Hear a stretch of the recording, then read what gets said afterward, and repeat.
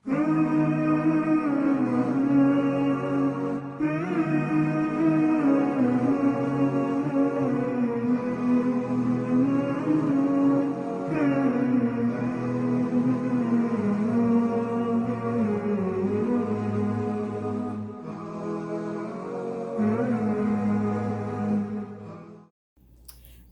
alaikum and welcome to episode 8 of Iftar Insights Inside Edition. So, for us women, during the month of Ramadan, there are a few days in which we will not fast due to our biological makeup. And during this time, we will not attend the masjid either. However, for our guest presenter, her parents insisted that she and her sisters during their cycle, they attend the masjid. Well, not in the masjid where the prayer area is, but the masjid hall, so that they could listen to the recitation of Al Quran and they can gain the blessings from it instead of just staying at home. And with this kind of discipline, you can see why at the age of 28, she is already a Hafiza of Quran and she's a medical practitioner. Let us now welcome Dr. Aisha Kamalodeen. Assalamu alaikum. May the peace and blessings of Allah be with you. My name is Aisha Kamalodeen, and today we are here at my workplace, Liberty Medical Center on the Pointe-a-Pierre Road. I have been here since December 2019, where I am one of the general practitioners. Generally, I am responsible for the general practitioners' visits, where I would see patients who come in. We don't really take them by appointment. They are generally walk-ins. And we see them with various complaints, various symptoms. I usually start my day at around 9 in the morning and I work here till around 7 p.m. Like all businesses, we have good days, we have bad days. So we have our busy days, our not so busy days. And on the busier days, it's just mainly about seeing the patients, doing whatever is necessary to care for them. And on the not so busy days, we would see patients, and if it is we don't have any patients to see, sometimes I would usually use that time to read more in terms of medical knowledge, to brush up on whatever I may not have known, or to review things and also learn and keep up to date with current events. Currently, with the COVID-19 situation, we had decided that we would redirect patients who exhibit viral symptoms or complain of viral symptoms to seek the necessary medical attention.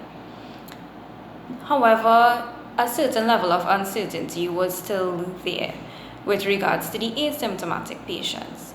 And these fears will tend to be alleviated by the recommended PPE as well as the hand washing techniques. So that had me a bit comfortable until I get home, and then when I get home I would usually take off my outer clothing and then have a shower, and then I can interact with my family.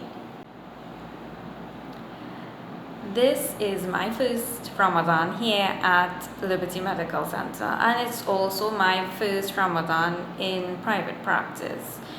Last year and the years gone by, I would have been at the public hospital, where sometimes on a shift I would have to break fast, or I would start my fast on an on-call shift.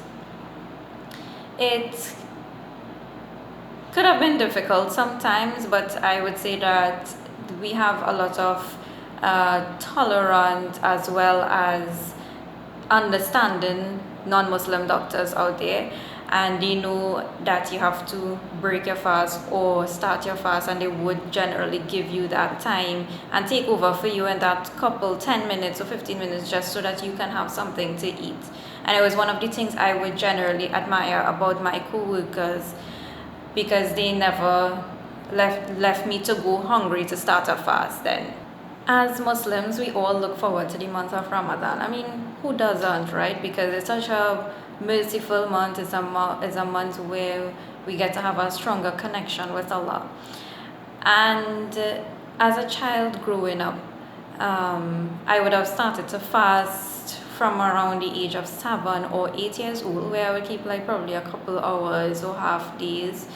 And your parents are there to guide you along and congratulate you as you go along. You did half day, that you did well. And then when I became of age, well, I would have started to keep all of my fasts, and ever since then it has been like that. We would generally at my home we would generally break fast at home. So iftar is usually done at home. We would have probably gone to 1 or 2 iftars when I was much smaller, but for the most part of my life, we did iftars at home, and it's because my mom would usually prepare iftar as well as dinner. So we didn't really have to go to the masjid for any iftar or dinner at any point in time. And it has always been a great experience to have iftar at home because it gives us time to bond. We have the freedom to organize ourselves before Salah, and we never really missed going to an iftar or dinner. Iftar at home is usually an experience for us. We don't really miss anything in terms of, we would continue to have our regular things, dates, water, we would have fruits, we would have savory items, even samosas. So we never really had the chance to miss anything at any point in time. This year, however, we have been trying to cut down on the fried foods and eat more dates, water, and probably some fruits alone. In between, we'll probably have like a chicken pie or two for the iftar, but we just try to keep maintaining with the dates and water and pray Maghrib Salah, and then afterwards we continue to have whatever after. So ever since I've known myself, we have been doing Taraweeh Salah, and we would go every single night for the entire month of Ramadan. My family likes to hear the recitation of the entire Quran, so we go wherever there is recitation of entire Quran. I mean, a lot of masjids do whole Quran, but we like to hear the slow recitation of Al-Quran and the way that Quran was revealed in its pure and perfect form and not rushed in any form or fashion. So every year I've been going to Taraweeh until about 3 or 4 years ago, where I started to miss a couple nights. Now, I would miss a couple nights because of my clinical years at med school. So that's where it all stemmed, and now it has stretched into clinical practice as well. And initially I was a bit sad when it says I missed my couple nights of Taraweeh the first year it occurred. But then I started to pray at home, pray my Taraweeh at home. I mean, as I've done 8 or 20, I may have done probably a little less.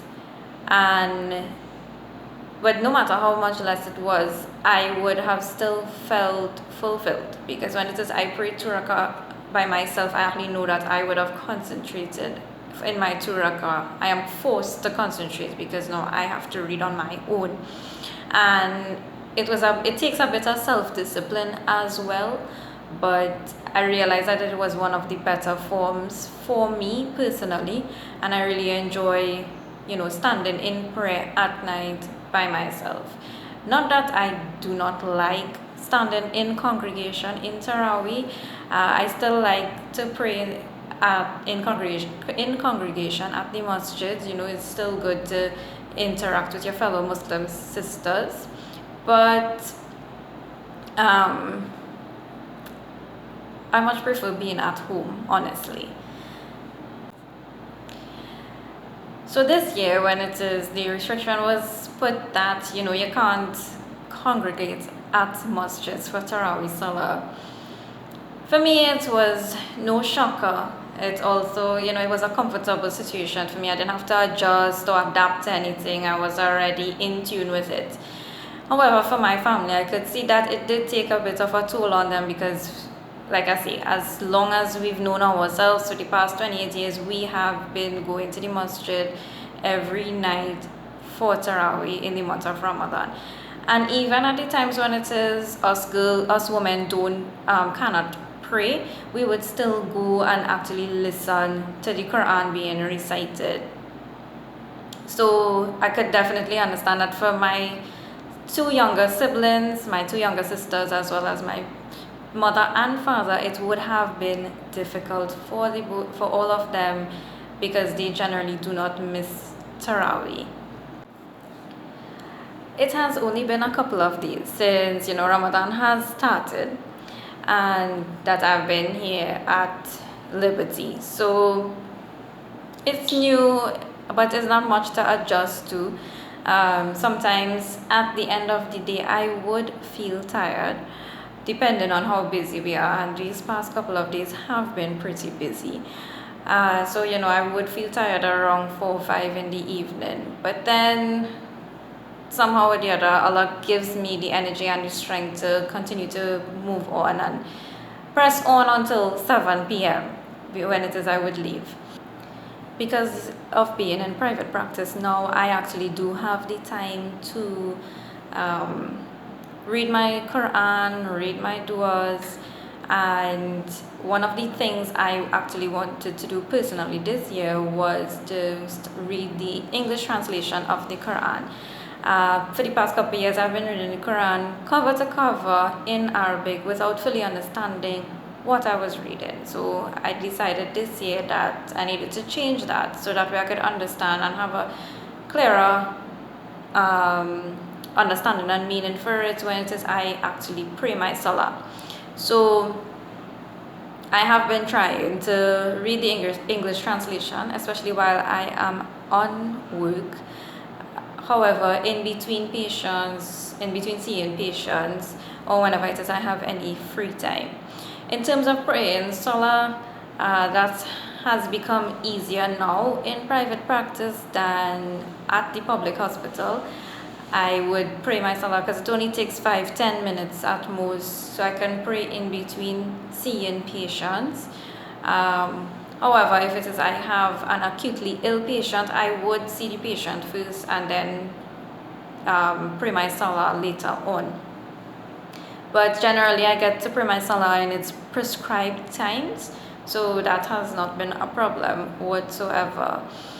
And like I said before, I get to read the English translation of the Quran, and then around 5:30, 5:45, I would start to read some Quran in the evening time, and then I would read my du'as, and then it would be usually time to break fast. So I am the only Muslim here currently, and I usually break fast alone. So I would have my 3 dates and water. I break fast pretty simple, and like I say, I've been trying to be a little more health conscious, so keeping it simple, keeping it sunnah. So 3 dates and water, and when I go home later on, I reach home like around 7:30 to 8, and I would have like fruits and so on at that point in time, and then dinner. So it's not so bad at all being in private practice and working. It's just that sometimes it would get lonely. Sometimes I do miss my family when it is time to break fast.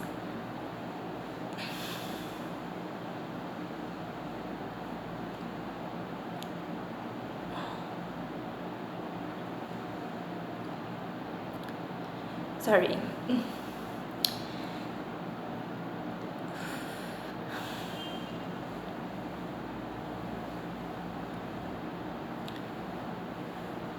However, I do look forward to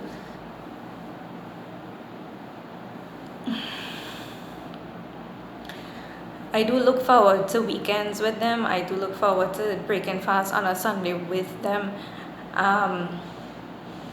So that is one of my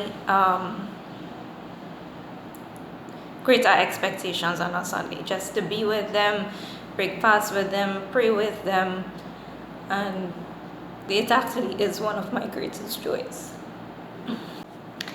So some of the other things we generally do as a family would be like, during the month of Ramadan, we would visit um, family members and carry sometimes sell dates for them, or what some food or something, but we actually try to visit family during the month of Ramadan, and that has been a yearly thing for us.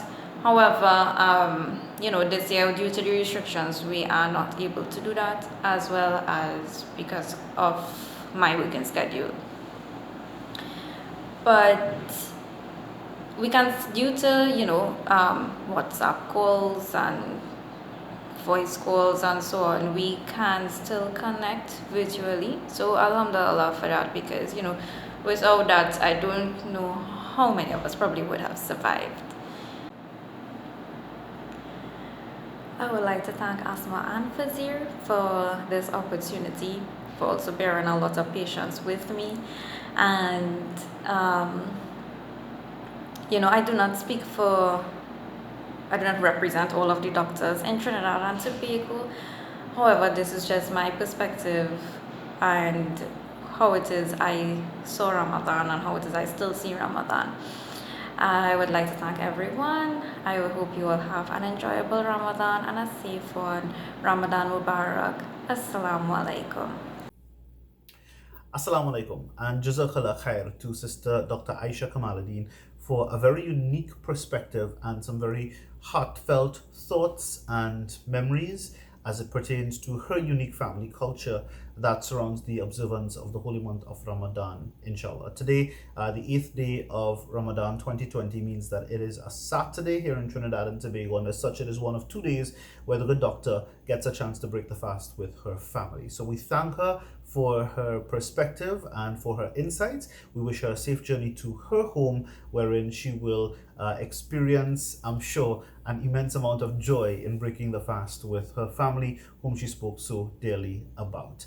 In the meanwhile, however, we wish to invite you to break the fast with us and to lead us in the breaking of the fast. We would like today to introduce you to a young sister by the name of Maryam. Maryam was supposed to have been one of the new guest presenters of the Iftar Insights series for 2020, when we originally thought that we were going to continue visiting the different masjids across the country.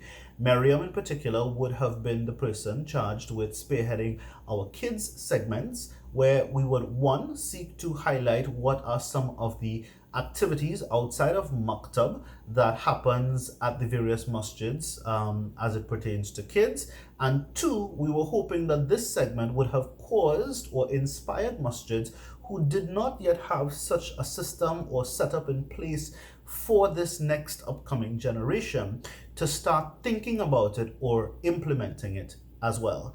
Unfortunately, with things being as they are, today we only get to introduce you to Sister Maryam, who would lead us in the breaking of the fast, and inshallah, she will have another year to start prepping and practicing for when Iftar Insights 2021, inshallah, rolls over. But to lead us in the breaking of the fast, let us now welcome Sister Maryam. Assalamu alaikum. My name is Miriam, and I welcome you to Ramadan Insights. For me, Ramadan means blessings. So, what does this mean, blessings in Ramadan?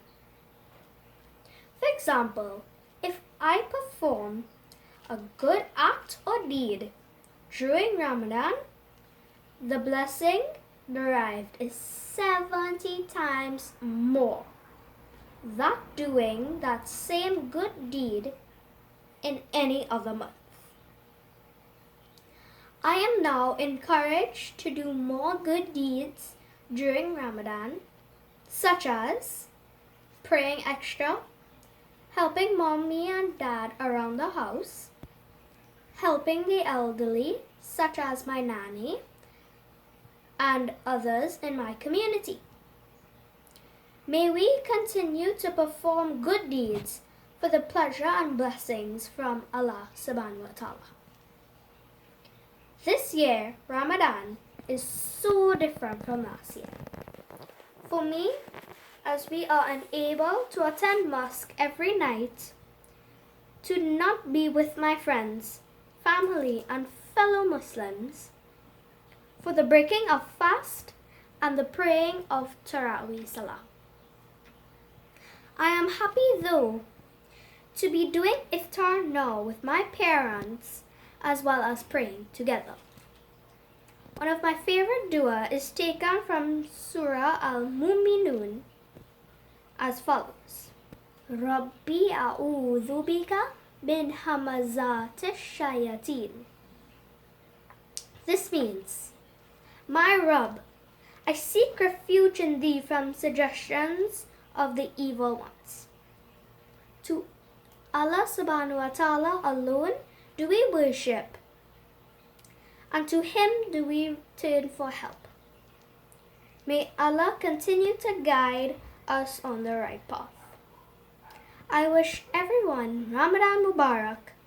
Stay home, be safe, pray and trust in Allah subhanahu wa ta'ala. Ameen. Assalamu alaikum bi rahmatullahi wa barakatuh.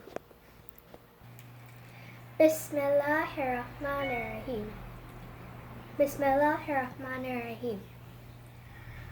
A'udhu billahi minash shaitanir rajim. Bismillahirrahmanirrahim.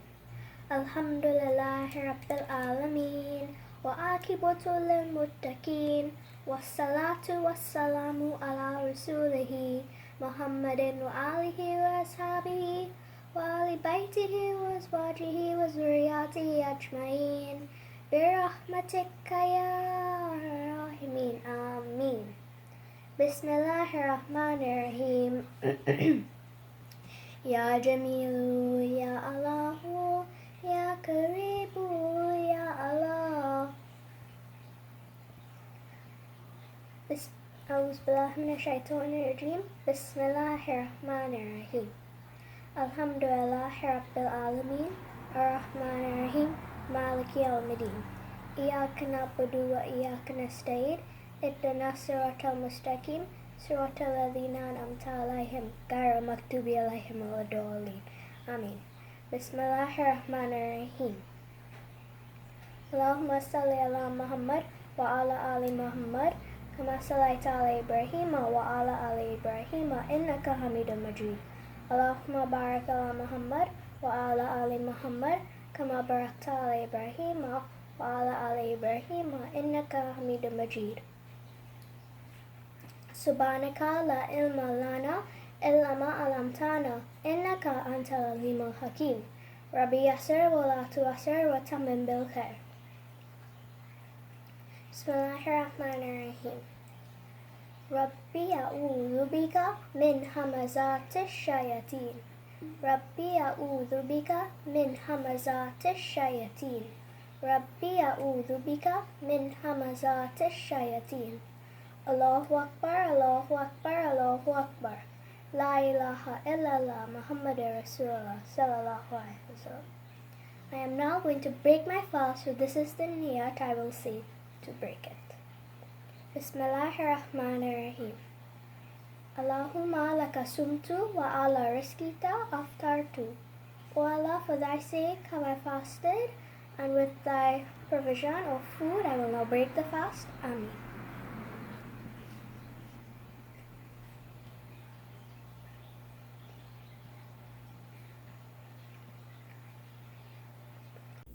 Thank you very much, Mariam. Jazakallah khair, and we look forward to seeing more of you in 2021, inshallah, as Iftar Insights continues. Jazakallah khair once more. We hope that you enjoyed today's presentation of Iftar Insights Inside Edition. Please do join with us tomorrow for another episode that will come your way from a brother who resides in Panama. Until then, Assalamu alaikum.